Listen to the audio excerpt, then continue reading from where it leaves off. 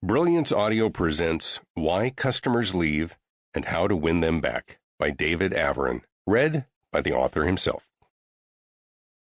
Psychologists tell us that the most offensive word to the human ear is no. If you ask my teenage daughter, she'll tell you that word is moist, but I digress. Not surprisingly, the visceral reaction to no transcends language and cultural boundaries. Whether it's no or niet, nein, non, we don't like to be told that we can't have what we want. Conversely, no is also considered the most powerful word as it can help us set boundaries, decline participation in harmful activities, avoid overburdening our schedules, protect our physical space, and prevent onions from making their way onto our burgers. So as we look to generate sales and earn revenue from paying customers, why do we say no so often? This isn't about the appropriate response to informative yes or no questions. Often, no is simply a response to a circumstance rather than a rejection of a request. Is there a Chinese restaurant on this block? Sorry, no. But we have a great Indian restaurant next door. I'm talking about declining a request from a customer or client, falling back on company policy, or failing to offer a requested amenity, like outlets for charging cell phones. Now, to be clear, we have softer ways of saying no. We say things like, oh, I'm sorry, but we don't allow that.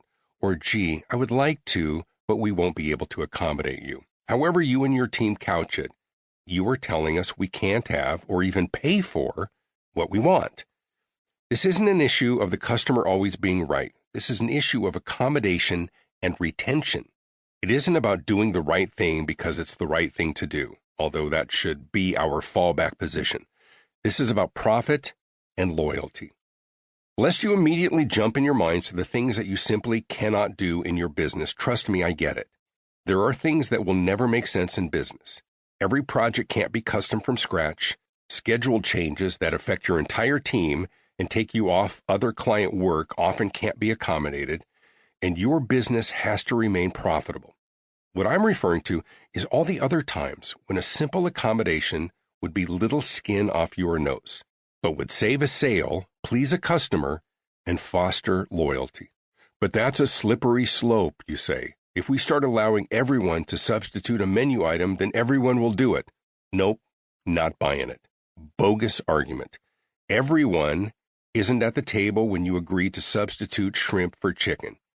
You don't find a way to say yes because you don't want to. You don't do it because you don't want your cooks in the kitchen complaining about special orders. You don't do it because you don't know how much extra to charge and don't want to take the time to figure it out. But you know what? The lady would rather have shrimp. So give her shrimp and charge her an extra couple of bucks. You just made more money.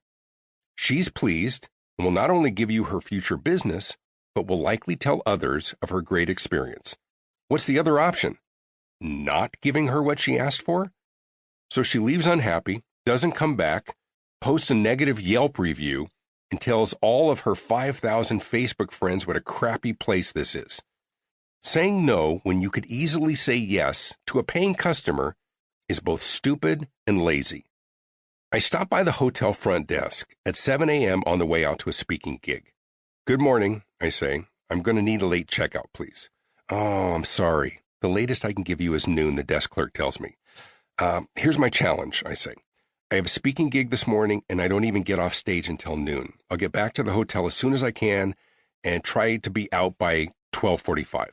Once again, I'm sorry, sir, but we are not offering late checkouts today. We have a conference coming in, she repeated with a dismissive air of condescension in her voice. If you can't check out at that time, we'll have to charge you for another night.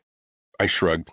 You're welcome to charge me then, I said, matter of fact. I don't have any way of getting back here sooner, and I'm late as it is. In fact, I think I'll just stay the extra night that I paid for, and that convention attendee will have lost the room for the night. Is that the outcome you were looking for? Let me talk to my manager, she says, and came back 20 seconds later. 1 o'clock will be fine.